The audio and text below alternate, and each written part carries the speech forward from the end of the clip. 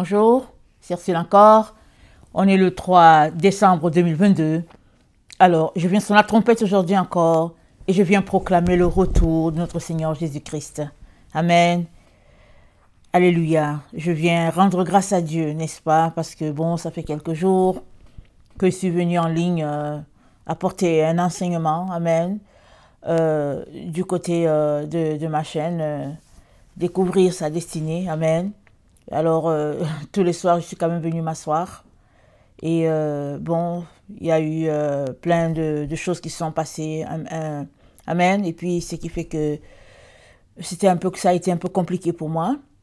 Voilà la raison pour laquelle je mets une vidéo du 27 novembre juste aujourd'hui. Et je bénis le Seigneur de ce que j'avais déjà prêté la deuxième partie hier. Amen. Ce qui fait que les deux vidéos vont se suivre. La vidéo du 27 décembre sur de Sion, le Seigneur étendra le sceptre. Amen. Et aujourd'hui, on va voir la seconde partie. C'est très, très important. Pour comprendre certaines choses. Amen. Pour se repentir. Amen. Amen. Venir devant Dieu. Lui demander pardon pour notre attitude vis-à-vis de certaines choses, certaines personnes très, très sacrées. Demander pardon pour qu'il puisse nous aider. Amen. Pour qu'il puisse ouvrir notre compréhension. Parce que sinon, on ne peut pas en même temps insulter ce que Dieu tient de sacré et en même temps vouloir que Dieu ouvre nos yeux. Amen. Il y a beaucoup de personnes qui sont dans l'erreur, confortables dans leur erreur et même attisent le feu pour que l'erreur persiste. Et Dieu, malheureusement, ne peut pas t'aider. La seule manière pour toi de sortir de ton ignorance par rapport à tout ce que Dieu tient de sacré, c'est que tu viennes demander pardon. Alors que tu demandes pardon, sa grâce va te visiter, tes oreilles vont s'ouvrir, tes yeux vont s'ouvrir, c'est-à-dire ce sera comme un bouchon qui va sauter et tu pourras voir. Amen, ça c'est très très important. Alors, l'Éternel étendra son sceptre de Sion, la deuxième partie. Je disais donc que le Seigneur m'avait donné, je pense que c'est le 27 novembre, voilà, 2022, le Seigneur m'avait donné le nombre 900. Dans la concordance grecque, ça veut dire d'aller en profondeur. Et ça veut dire exhumer. Amen. Vous savez ce que ça veut dire exhumer, hein? Exhumer, souvent c'est dans les cadres, c'est dans le cas des cadavres, n'est-ce pas? Quelqu'un a déjà été enterré. Pour une certaine raison X, les autorités donnent la permission de faire sortir la personne qui a été enterrée et on va aller fouiller dedans. S'il y a un cercueil, bon, on ouvre tout là. Et souvent, il y a des familles qui refusent parce que le corps est déjà en état de dégradation. Il y en a qui refusent. Mais souvent, pour les enquêtes, c'est nécessaire. Même si le corps est en état de dégradation, putréfaction, il faudrait que le coroner aille là-bas. Il y a beaucoup de choses qui se passent. Il y a des gens qui travaillent dans des domaines très très difficiles. Mais il faut qu'ils le fassent. Amen. Et le Seigneur me dit, ça doit être fait, l'exhumation du corps de Marie. Amen. Ça doit être fait dans le corps de Christ, surtout au milieu de ceux-là qui disent qu'ils protestent. Toute leur vie, ils s'appellent les protestants, ils sont les opposants. Ils sont tellement opposants que l'église que Jésus-Christ a fondée, ils ont mis dedans un conseil d'administration. De telle sorte que le pasteur fait ceci, le conseil d'administration dit qu'ils sont les opposants. Ils s'opposent, ils travaillent en opposition à ce que Dieu a fait, Dieu a établi. Comment vont-ils se rendre? Je ne sais pas. Comment vont-ils saisir Dieu? Je ne sais pas.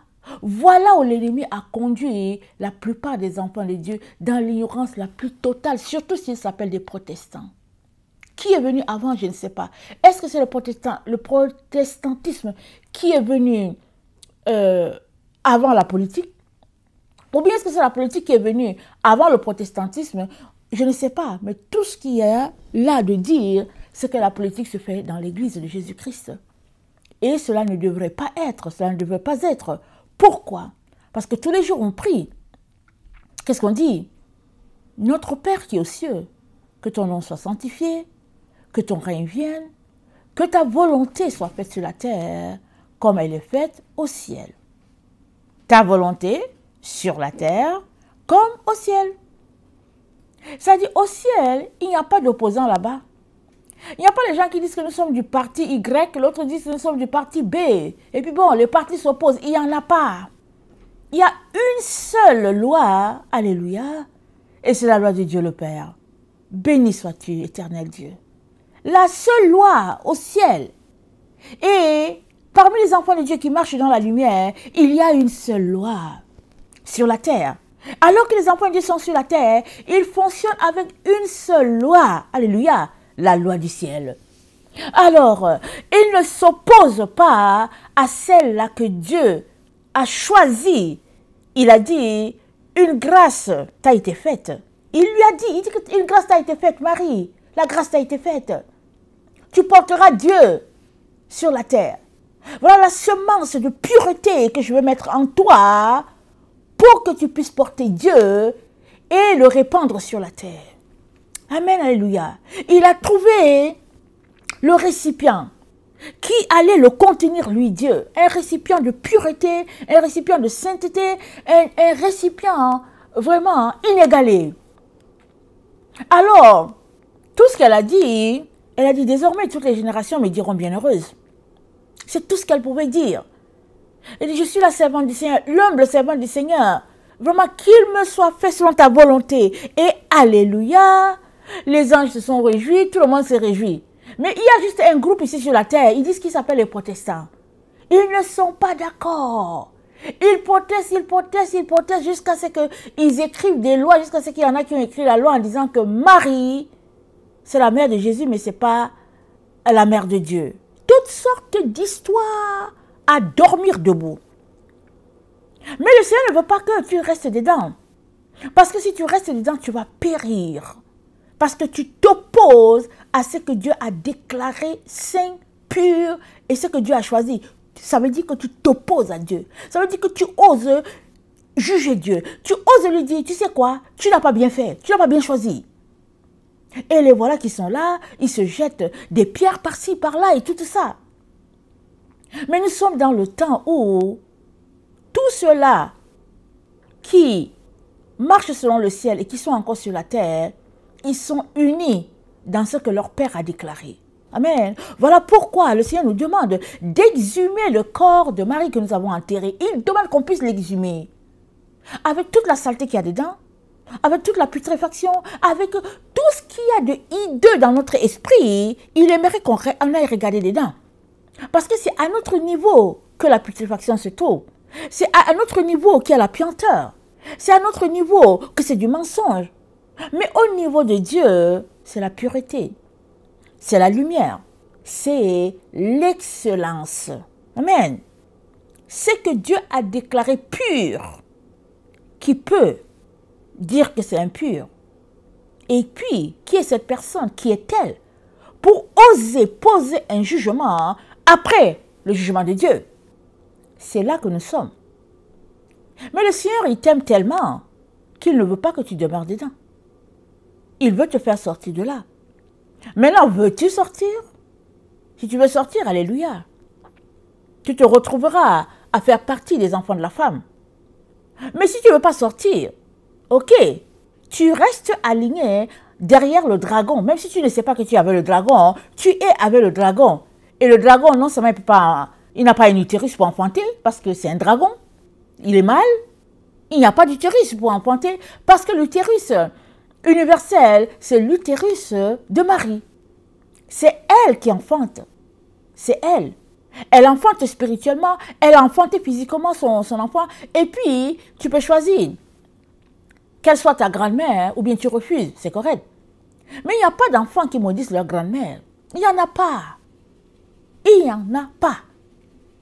Il n'y a que chez les, entre guillemets, les éclairés, les illuminés, les protestants, les politiciens des églises qui se mettent à débattre des choses futiles.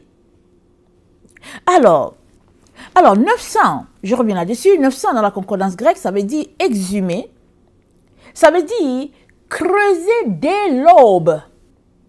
Ça veut dire quoi? L'aube, c'est quoi? On a vu ça dans la première vidéo. L'aube, c'est tôt le matin. L'aube, c'est tôt. Il fait encore noir quand l'aube est là. Amen.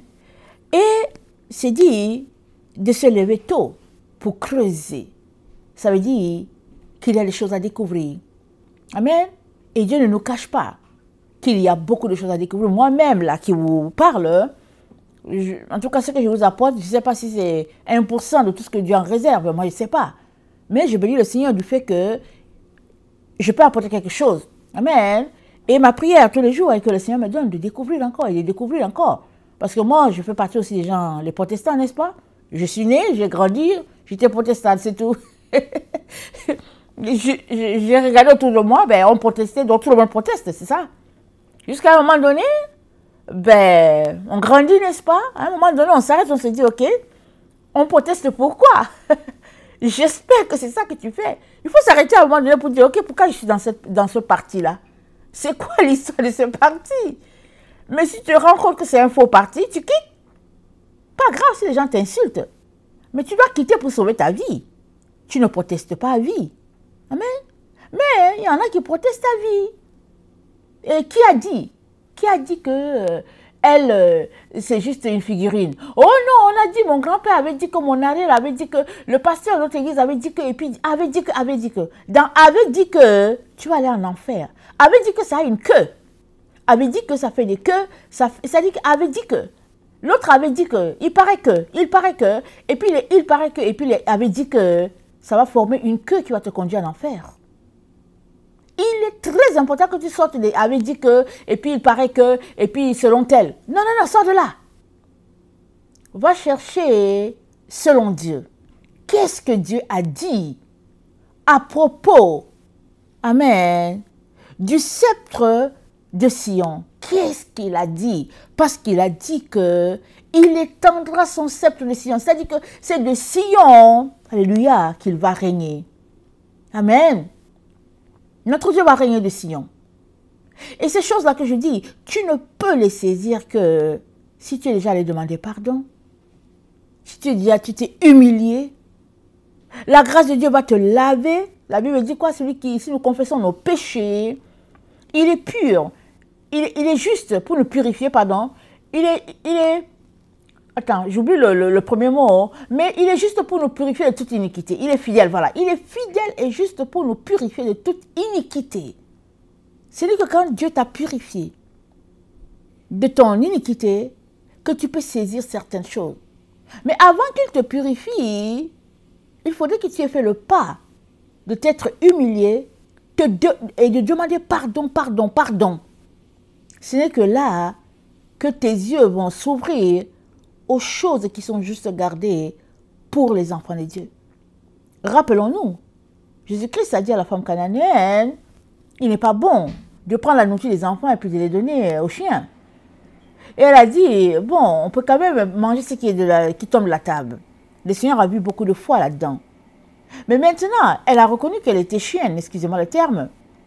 Mais toi, si tu ne reconnais pas que tu es chien, tu n'auras rien. Mais à partir du moment que tu reconnais que tu es un chien, selon Dieu, et que tu ne mérites pas certaines choses, là, Dieu va te faire grâce. Il va te relever de ta position de chien pour te mettre à la position des humains. Très, très important. Amen. Alors, 900 dons, ça veut dire creuser, déterrer, défoncer, approfondir. Amen, c'est ça que ça veut dire. Ça veut dire, exemple, il y a un terme dans la Bible qui dit ceux qui n'ont pas connu les profondeurs de Satan. Ok? Donc, quand on dit les profondeurs de Satan, c'est dans l'Apocalypse, n'est-ce pas? Les profondeurs de Satan, hein, ce sont les choses mystiques de Satan. La sorcellerie, la magie, les trucs pour conduire l'autre en erreur. Ça, c'est les profondeurs de Satan.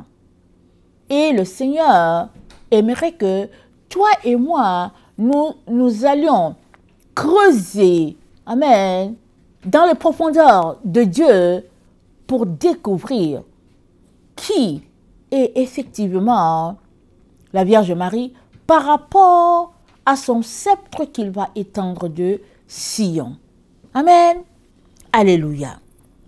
Lisons Luc 6, le verset 47. Ok?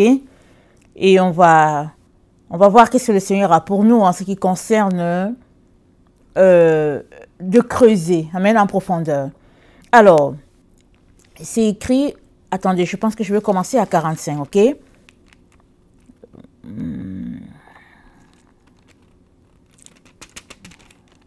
Ok. Luc 6, le verset 47.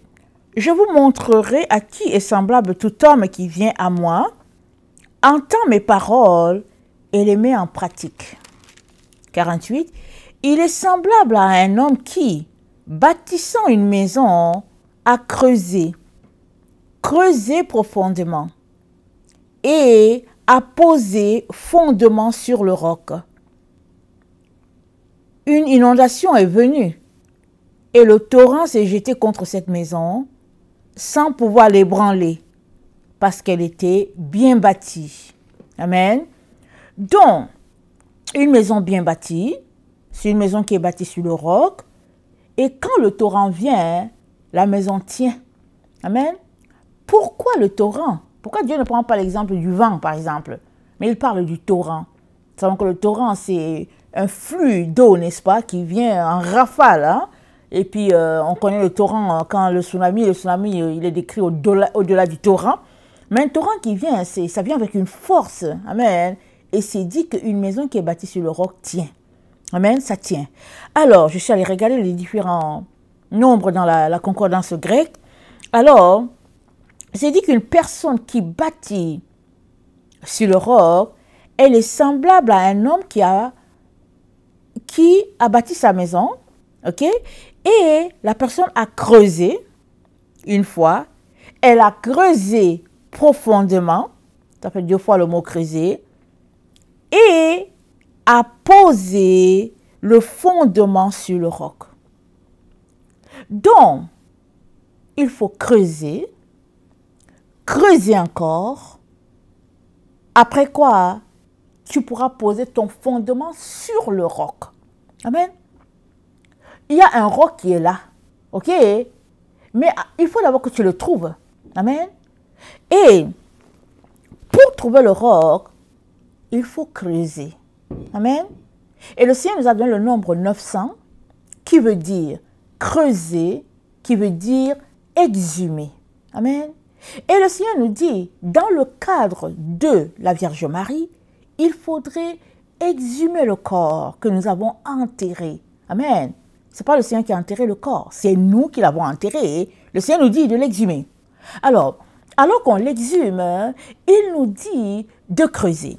Alors, creuser. Amen.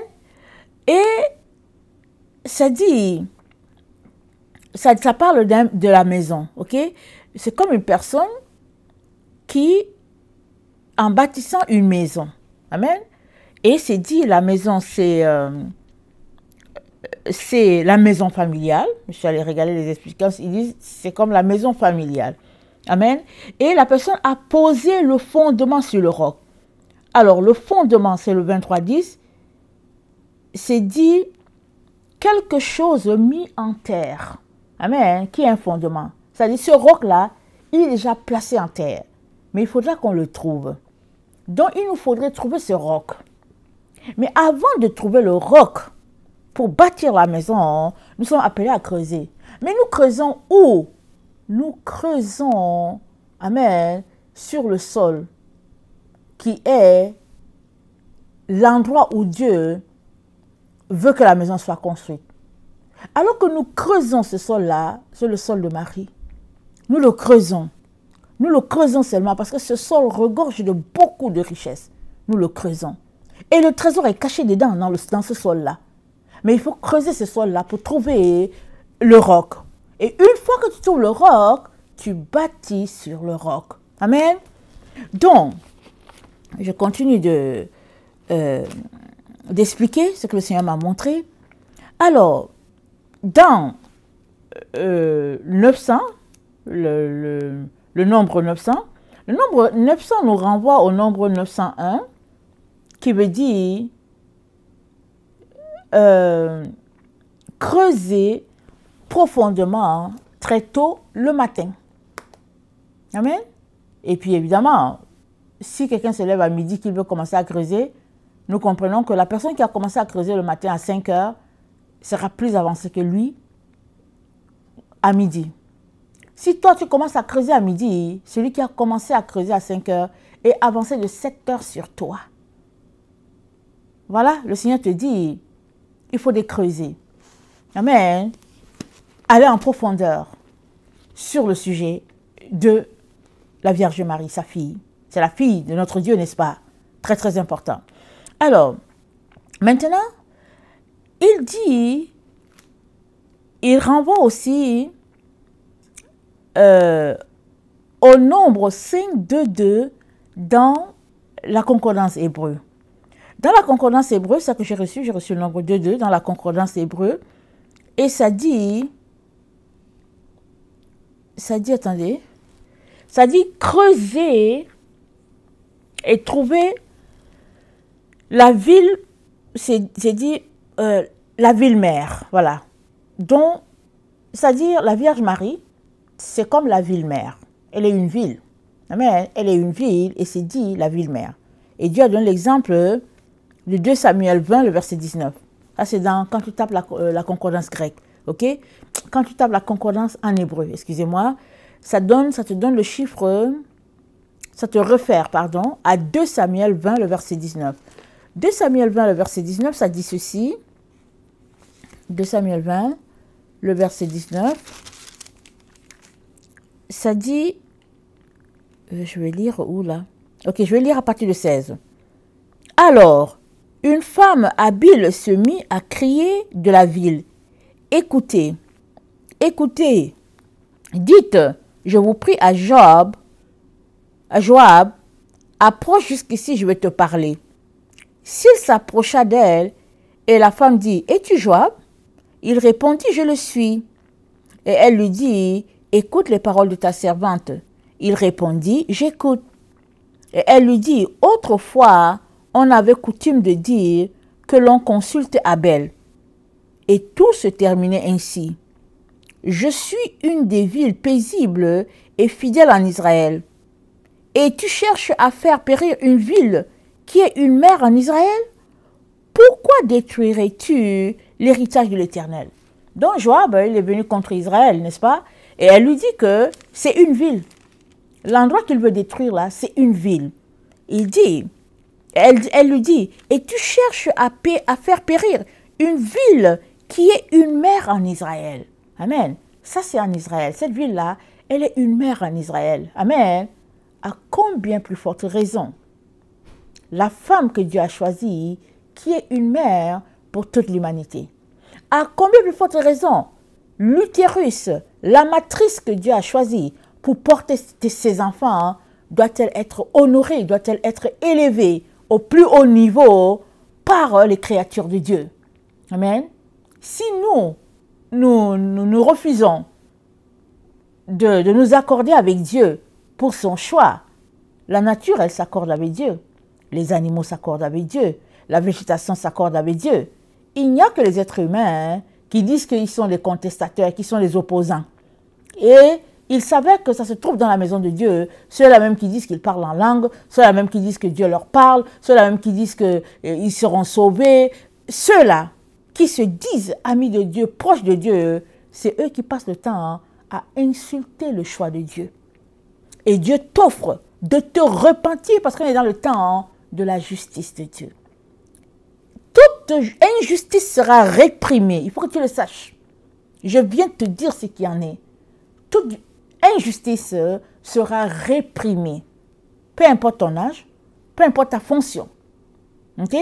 Peu importe. Voilà pourquoi Dieu a dit à Laodicée, choisis. Il a dit à Laodicée de choisir. Et il a dit, dans Apocalypse 22, il dit que l'injuste soit encore injuste. Et que le juste soit encore juste. C'est-à-dire, il faut qu'on connaisse clairement ta position. Si tu dis que tu suis Jésus-Christ, tu ne peux pas être avec Jésus et détester Marie. Parce que Marie, c'est l'arbre, Jésus, c'est le fruit. On connaît l'arbre à son fruit. Et c'est comme la poule et puis son œuf. Alors, si l'arbre est bon, c'est que le fruit est bon. Si l'arbre est mauvais, c'est que le fruit est aussi mauvais. Ce n'est pas possible d'avoir un bon fruit alors que nous qualifions l'arbre de mauvais. Il est très, très important que nous sortions de nos illusions, de nos incohérences. Nous sommes incohérents dans ce que nous faisons et disons et croyons. Nous sommes incohérents. Il est temps que ça change et Dieu nous donne l'occasion d'apporter ce changement-là aujourd'hui. Amen. Alors, on va continuer sur notre texte que nous avons pris dans Luc 6, le verset 48. C'est dit donc, la personne qui a creusé sur le roc, amen, le roc c'est le nombre 73, pardon, dont c'est une pierre, un rocher, voilà, et Dieu en parle dans 1 Pierre 2. Alors, avant de trouver le roc sur lequel tu dois bâtir, tu dois creuser. Récapitulatif. Et tu creuses où? Tu creuses le sol Marie. Le sol qui est le sol Marie, c'est ça que tu creuses. Alors, si tu refuses de creuser le sol qui est Marie, tu es tout simplement en train de creuser ailleurs et tu es en train de construire ailleurs. Ce n'est pas la construction d'origine, ce n'est pas la construction de Dieu. Tu es tout simplement en train de perdre ton temps, ton énergie. Tu es tout simplement dans l'illusion. Tu es tout simplement en train de construire pour le dragon. Et tu sais que quand tu construis pour le dragon, tu as l'impression que tu construis. Mais à la fin de ta vie, tu verras que tu n'as pas construit au fait. Et tout ce que tu as construit, c'était sur le sable et ça s'est écroulé. Et qu'est-ce que lui, il fait, le dragon? Il va juste te rire. Il va dire, c'est comme ça chez moi. Il va te dire, chez moi, c'est comme ça. C'est comme ça chez moi. C'est la règle dans ma maison. Quand tu viens ici, il n'y a pas de maison, il n'y a rien. Ça veut dire que tu as passé ton temps à dépenser ton énergie, ta force, ta jeunesse, à bâtir quelque chose qui n'existe pas au fait. Parce qu'à la fin de ta vie, si tu n'as pas bâti sur le roc, à l'endroit que Dieu a indiqué, tu as tout simplement bâti dans le néant et puis tu vas te retrouver en enfer. Dieu ne veut pas cela pour toi. Il vient encore te parler. Amen. Alors, dans 1 Pierre 2, voilà ce qui est dit en ce qui concerne le roc sur lequel nous sommes tous appelés à bâtir. Alors, 1 Pierre 2, ça dit ceci. Je vais commencer à 3. Et si vous avez goûté que le Seigneur est bon, approchez-vous de lui, pierre vivante, rejetée par les hommes, mais choisie et précieuse devant Dieu. Et vous-même, comme des pierres vivantes, édifiez-vous pour former une maison spirituelle, un saint sacerdoce, afin d'offrir des victimes spirituelles agréables à Dieu par Jésus-Christ. Car il est dit dans l'Écriture, « Voici, je mets en Sion une pierre angulaire choisie et précieuse, et celui qui croit en elle ne sera point confus. L'honneur est donc pour vous qui croyez. Mais pour les incrédules, la pierre qu'ont rejetée ceux qui bâtissaient est devenue la principale de l'angle, et une pierre d'achoppement, et un rocher de scandale. Ils s'y heurtent pour n'avoir pas cru à la parole, et c'est à cela qu'ils sont destinés. Vous, au contraire, vous êtes une race élue, un sacerdoce royal, une nation sainte, un peuple acquis, afin que vous annonciez les vertus de celui qui vous a appelé des ténèbres à son admirable lumière.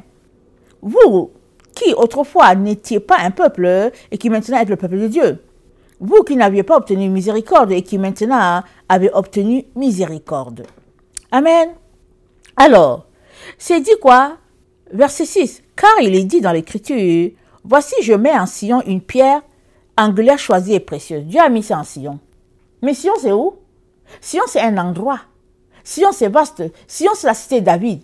Donc, il faut que tu trouves l'endroit de Sion où cette pierre-là a été placée. Amen. Il faut que tu trouves l'endroit de Sion où la pierre a été placée. Et il te dit que cette pierre-là, elle a été placée. L'endroit là, c'est la maison de Marie. C'est là-bas que tu dois creuser. Et on vient de lire 5.2.2, concordance hébreu, et c'est dit la cité mère. Amen. Donc, la pierre que Dieu a placée, le roc sur lequel toi et moi devons bâtir, il a été placé dans le sol qu'on appelle Marie. Son sol à elle, c'est là-bas que ça a été placé. Maintenant, trouvons, il faut qu'on aille creuser à l'endroit.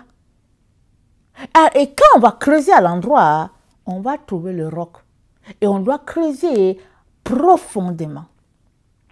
Mais si on refuse l'endroit désigné, qui est Marie, on ne va jamais trouver le roc. Et comme l'ennemi est comment on appelle ça? Il est dans la contrefaçon, l'ennemi, on va avoir l'impression qu'on bâtit quelque part, on sera content.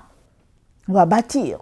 Mais dans le fond, on bâtit dans le vide. Et puis Dieu ne s'intéresse pas aux bâtiments faits de pierre, n'est-ce pas? Les bâtiments faits de pierre, c'est pour les enfants de Satan. C'est les agents de Satan qui sont assoiffés de bâtir sur les pierres. Ils bâtissent sur les pierres. Ils bâtissent des maisons avec du marbre. Ils bâtissent des maisons avec tous les objets précieux sur la terre. Mais tout ça, ça va périr. Dieu n'est pas impressionné par cela. Il n'est pas impressionné par notre argent. Il n'est pas impressionné par notre matériel parce que nous, c'est lui qui fournit le matériel. Tout vient de lui. Mais il nous demande de bâtir notre corps, qui est le temple du Saint-Esprit, de manière à devenir une ville. On vient de lire. Marie est une ville, la ville mère. Alors Dieu veut qu'on bâtisse notre corps, le temple du Saint-Esprit, de manière à devenir une ville. Et qu'on y ajoute des matériaux précieux, de manière à ce que ce soit au-delà de la terre. Que ce soit en or, que ce soit en diamant, que ce soit en tout cas tous les objets précieux possibles. C'est à chacun de bâtir. Ok? Selon ce qu'il aura choisi de bâtir. Alors, donc, c'est dit, la pierre que les gens ont rejetée est devenue la principale de l'angle. Et une pierre d'achoppement. Et beaucoup de gens s'y heurtent. Et c'est tellement vrai. C'est tellement... Le sujet de Marie, c'est le sujet qui divise le plus sur la terre. Mais tu t'arrêtes, tu dis, mais c'est quoi le problème? Les gens qui ont une connaissance de Marie, ils se mettent, ils disent que ouais, Dieu m'a dit d'arrêter, et puis patati tatata, et puis voilà. Les gens qui n'ont pas une connaissance, qui disent que non, c'est du n'importe quoi, c'est de l'idolâtrie. Chacun dit ce qu'il veut. Et je l'ai souvent déjà dit, si toi tu as grandi dans l'église catholique ou bien l'église orthodoxe, où un honneur est rendu à la Vierge Marie, et que tu as entendu Dieu te dire de quitter de là, c'est parce que tu pratiquais l'idolâtrie. Parce que tu te mettais à prier le rosaire, et puis une fois que tu finissais, tu partais encore pécher.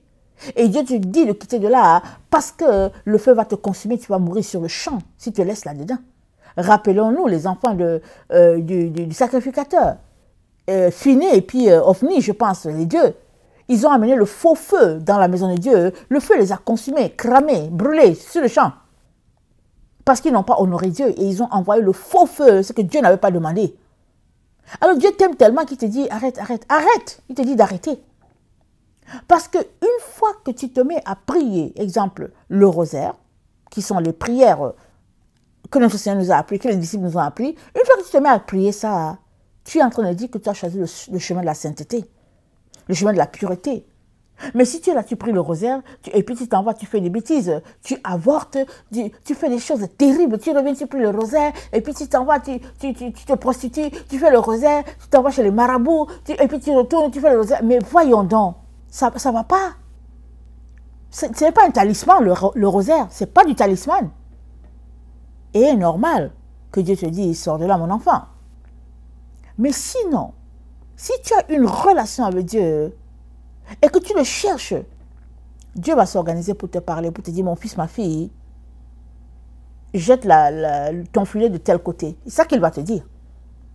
Maintenant, s'il ne t'a jamais dit, il se pourrait que c'est parce que tu n'as pas prêté oreille, Ou bien il se pourrait que ton orgueil soit tel qu'il ne peut pas te parler. Dieu résiste aux orgueilleux, mais il fait grâce aux gens. Le Seigneur ne veut que nous parler, amen. Il veut toujours nous révéler toute la vérité. C'est tout ce qu'il veut pour nous. Mais jusqu'où sommes-nous, nous-mêmes, une barrière, amen, sur notre propre chemin? Alors l'orgueil fait souvent qu'on n'entend pas Dieu. Et souvent on n'a pas l'impression qu'on est orgueilleux, n'est-ce pas? On ne le voit pas. On est tellement aveuglé par notre propre nature qu'on ne voit pas qu'on est orgueilleux. Priez et puis prions, amen, que Dieu nous ouvre les yeux sur nous-mêmes. Amen. Très, très important. Vous serez étonnés de voir ce que Dieu va vous montrer. C'est très important de passer par là. Amen. Moi, je suis souvent passé par là et je continue de passer par là. Amen. Et je suis désolée de vous dire que ce que le Seigneur me montre, ce n'est pas tellement beau, n'est-ce pas?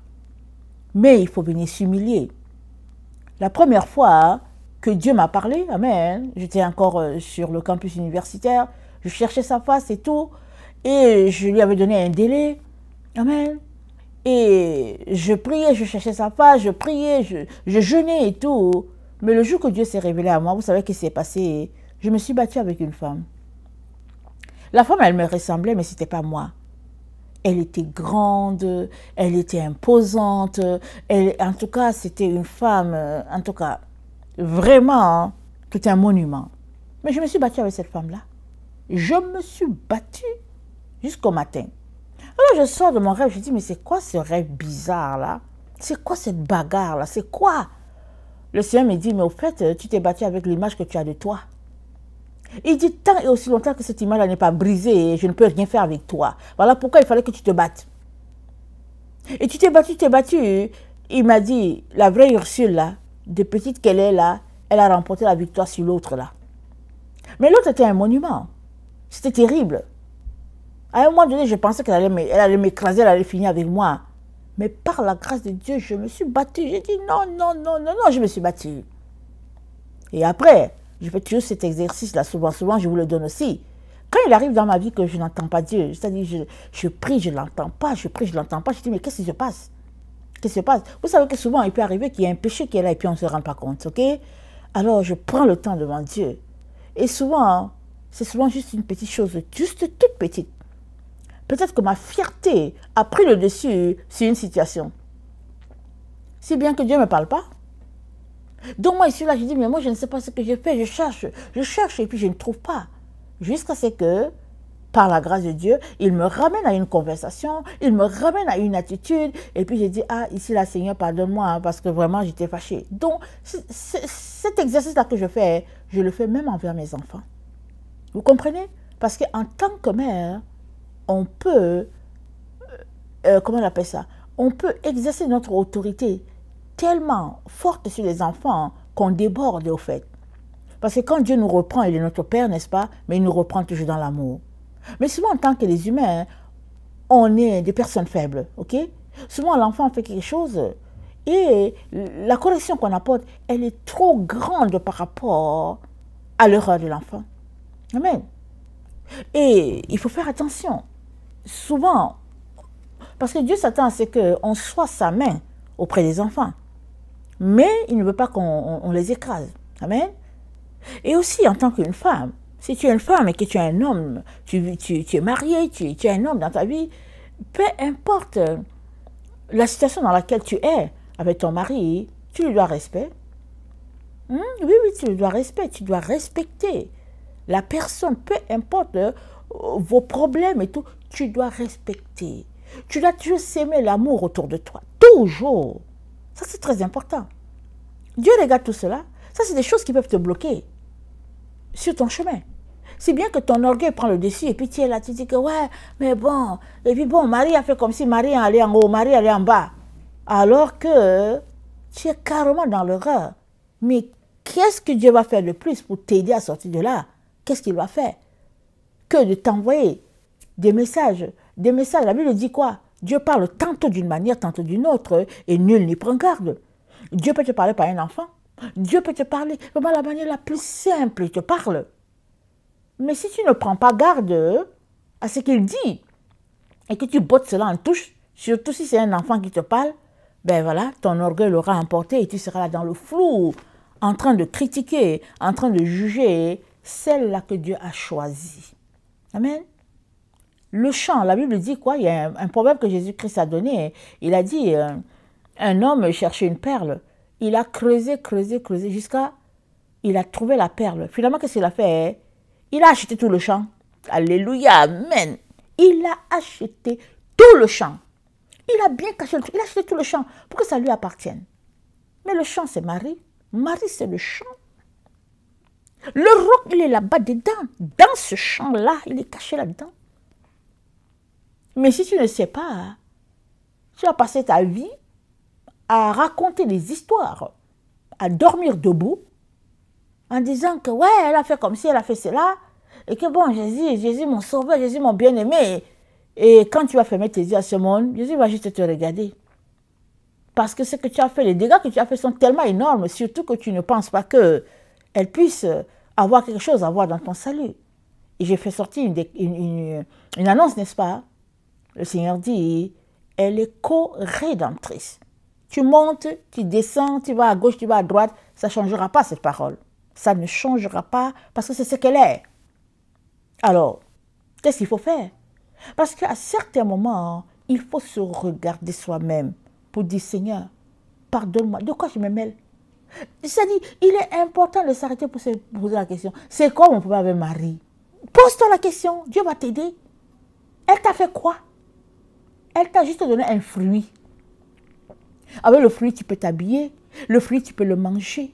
Le fruit, tu peux tout faire avec. Le fruit, elle te l'a donné. C'est-à-dire qu'elle a tout. C'est-à-dire que tout est dans ce fruit-là. Qu'est-ce que la Bible dit? On va lire Colossiens 1. Attendez, je n'ai pas trouvé je n'ai pas cherché mon texte avant, n'est-ce pas? Alors, donnez-moi quelques secondes. Colossiens 1 nous dit, le verset 14 nous dit, en qui nous avons la rédemption, la rémission de nos péchés, c'est-à-dire en Jésus. Le verset 15, il est l'image du Dieu invisible, le premier-né de toute la création, car en lui ont été créées toutes choses, qui sont dans les cieux et sur la terre, les visibles et les invisibles, trône, dignité, domination, autorité, tout a été créé par lui et pour lui. Il est avant toute chose, et toute chose subsiste en lui. Il est la tête du corps, de l'Église. Il est le commencement, le premier-né d'entre les morts, afin d'être en tout le premier, car Dieu a voulu que toute plénitude habite en lui. Il a voulu par lui réconcilier tout avec lui-même, tant ce qui est sur la terre que ce qui est dans les cieux, en faisant la paix par lui, par le sang de la croix. Amen. Donc c'est-à-dire que toute la plénitude est en Jésus. Alors tu peux décider que ouais, moi je pense que c'est le fruit. Je ne veux rien savoir de l'arbre. L'arbre est comme ci, l'arbre est là, l'arbre est comme ci. C'est ton problème. Excuse que je te le dise. C'est ton problème. Parce que c'est toi qui es dans l'illusion.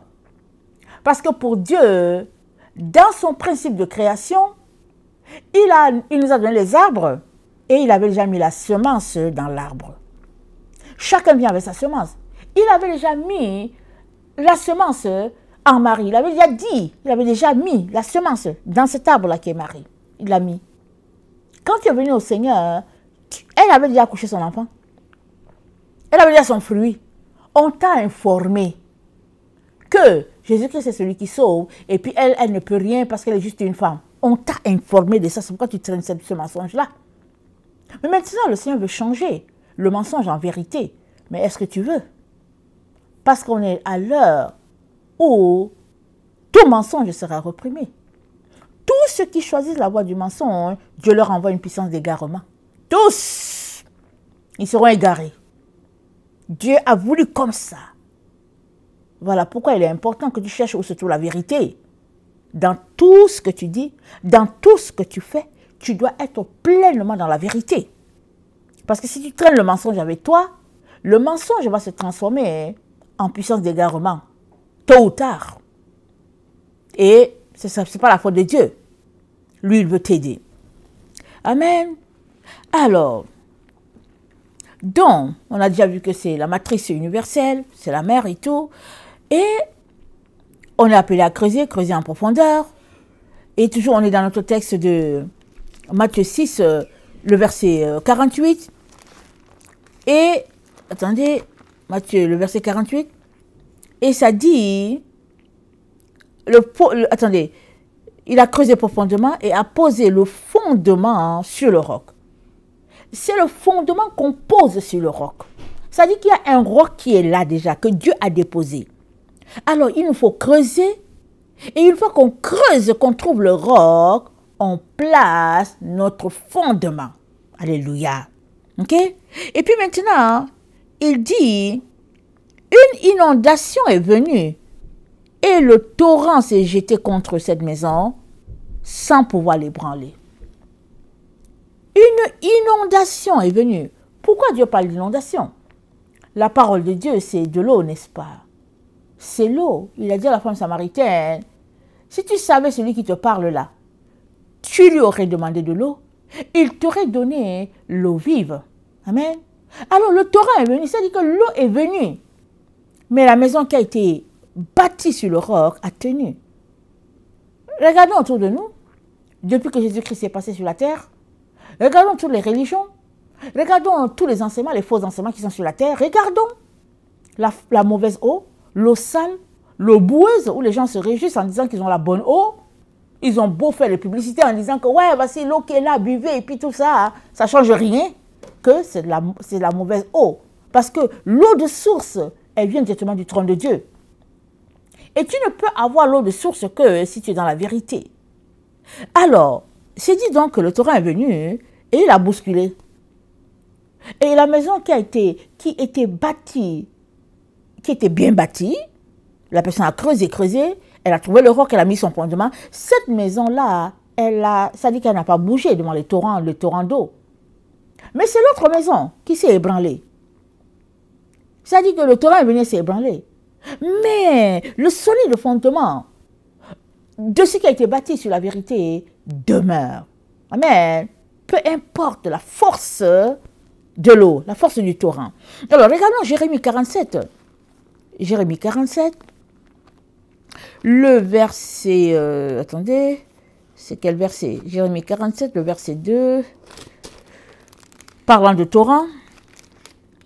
Jérémie 47, le verset 2.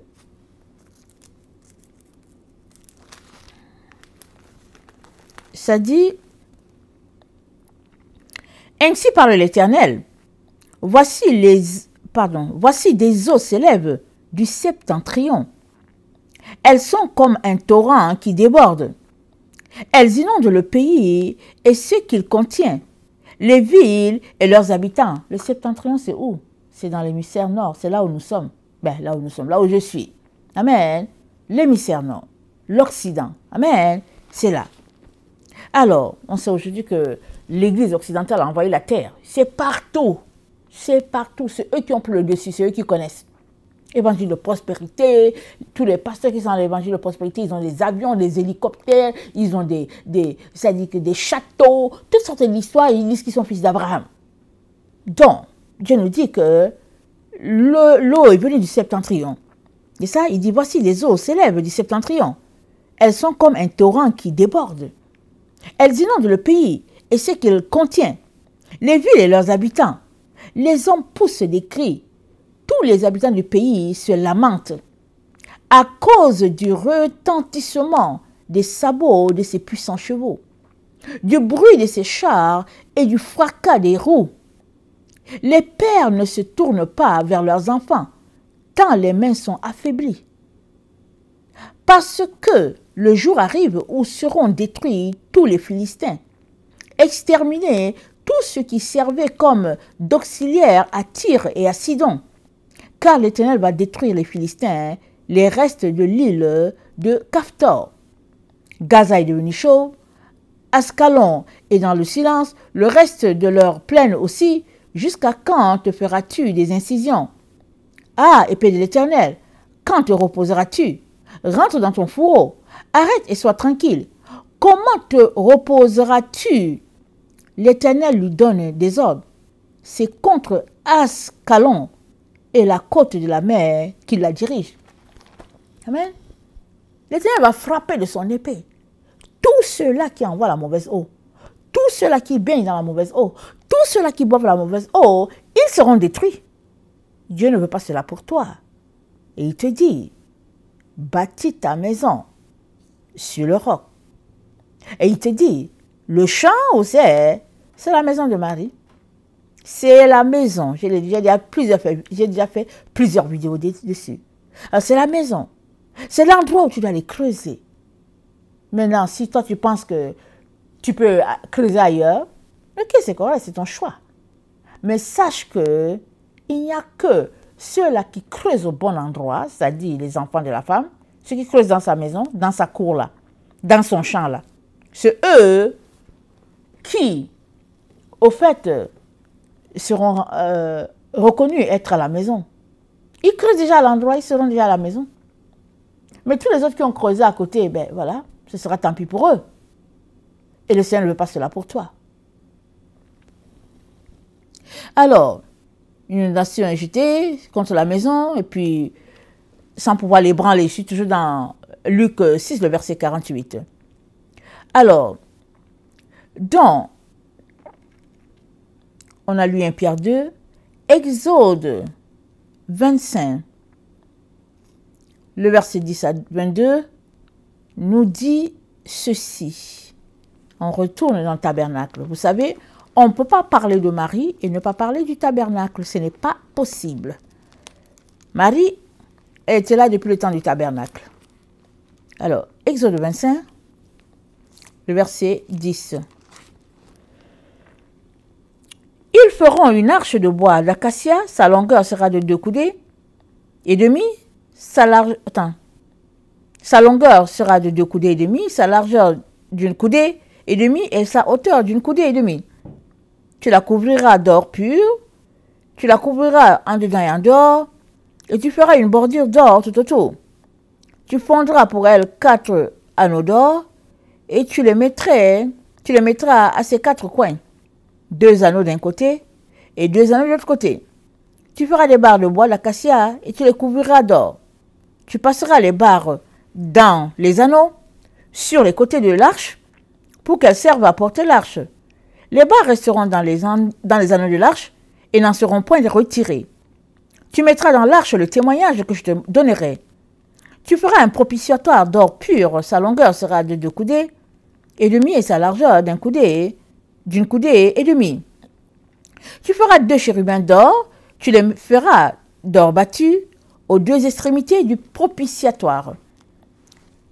Fais un chérubin à l'une des extrémités et un autre à l'autre extrémité.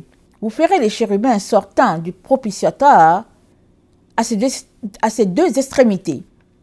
Les chérubins étendront les ailes par-dessus, couvrant de leurs ailes le propitiatoire et se faisant face l'un à l'autre. Les chérubins auront la face tournée vers le propitiatoire. Tu mettras le propitiatoire sur l'arche et tu mettras dans l'arche le témoignage que je te donnerai. C'est là que je me rencontrerai avec toi, du haut du propitiatoire, entre les 2 chérubins, placés sur l'arche du témoignage.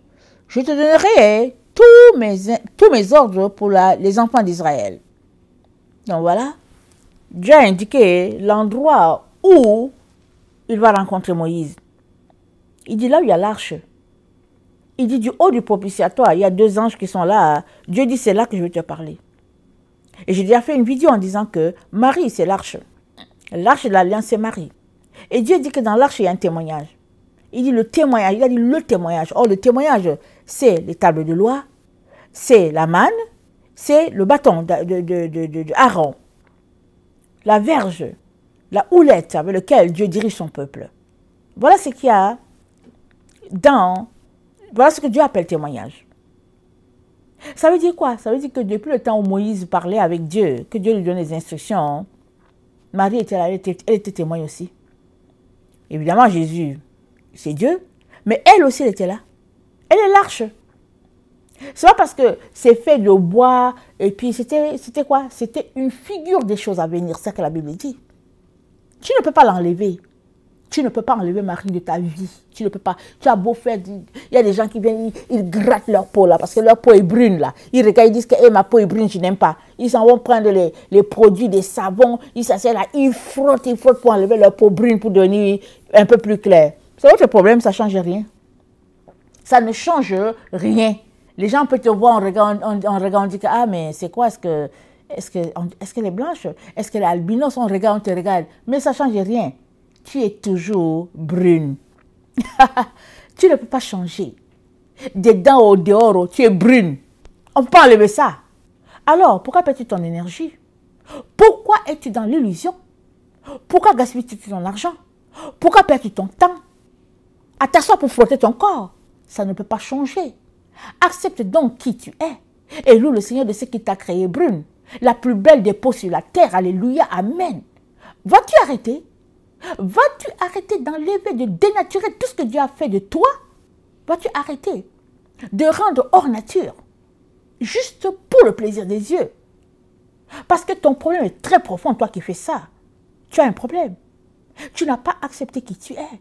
Tu as un problème profond dans ton être. Il faudrait qu'il y ait un travail de fond dans tes pensées. Mais avant cela, tu dois venir t'humilier devant Dieu. Tu dois t'humilier du fait que tu refuses d'être brune ou brun. Il ne faut pas juste que je parle pour les femmes. Parce qu'aujourd'hui aussi, il y a les hommes qui font. Les hommes font. Un jour, moi, j'ai rencontré quelqu'un que je connais. Il est brun d'habitude. Il est brun comme moi. Peut-être un peu plus clair. Mais brun. Je le regarde et puis je dis, ah, je rêve. Excusez-moi. Je dis, mais attendez, qu'est-ce qui se passe? Je dis, hein? Et j'ai commencé à rencontrer des hommes africains comme ça. Je les regarde, je dis, ah, bon. Si je t'ai vu à l'avance et que je suis dans ma voiture, ah, mais je passe, hein, je fais comme si je n'étais pas vu. J'ai dit non, il faut que je m'éloigne très vite. Mais les gens ont commencé à changer leur peau, les hommes aussi. Mais c'est un problème de maladie profonde. Une maladie profonde. Et c'est grave. Il faut changer ça. Il faudrait changer ça. Un jour, je suis allée dans un pays, je suis allée dans le pays de mon mari, parce que mon mari et moi n'est pas du même pays. Je suis allée dans le pays de mon mari. J'arrive là-bas. Alors les gens me disent, ah mais pourquoi est-ce que ta peau, tu n'as pas changé ta peau? Pourquoi est-ce que... Je m'arrête, je me dis, mais c'est quoi le problème? Je dois changer ma peau, pourquoi? Encore que je viens des pays des Blancs, mais je vais changer ma peau, mais c'est là que je suis très contente de ma peau brune là.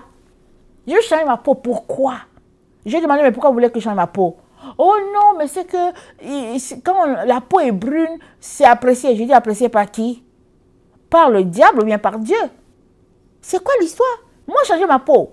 Et puis, je réponds aux gens, Dieu est bon, parce qu'il m'a donné la peau brune là. Il aurait dû me faire le noir là, le noir qui est bleu là. J'allais le rendre grâce encore. J'ai dit, moi, je suis content de ce que Dieu m'a donné. Et jamais je ne vais changer ma peau. Et j'ai changé ma peau, pourquoi? Parce que c'est un problème profond. Mais j'appelais ces jeunes là pour dire, viens, je vais te parler. Il dit, viens, je vais te parler.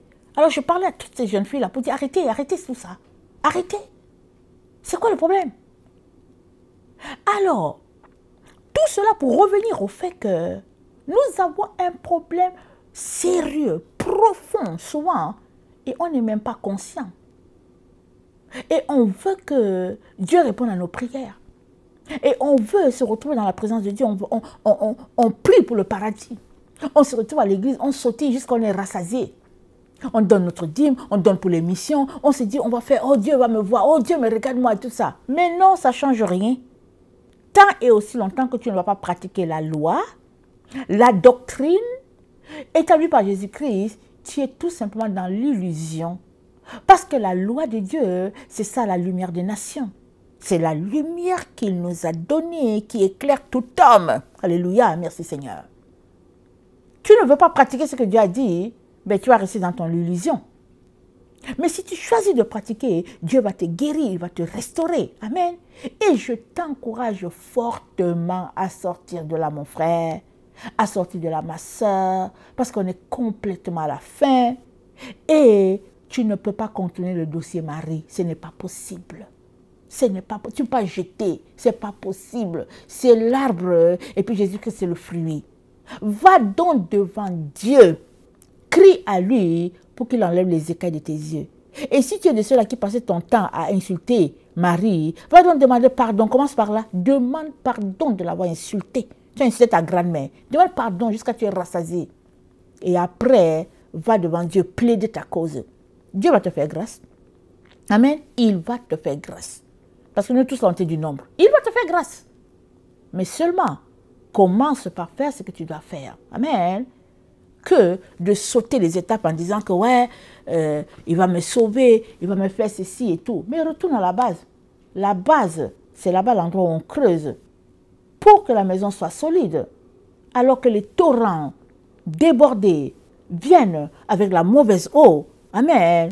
Toi, tu tiendras si tu as creusé au bon endroit, si tu as trouvé le roc et que là, tu as élevé ta fondation. Amen. Que le Seigneur bénisse sa parole. Amen. Qu'il te transforme. Amen. Afin que tu sois pur et nickel. Amen. Vraiment pur, blanche comme la neige, comme on dit.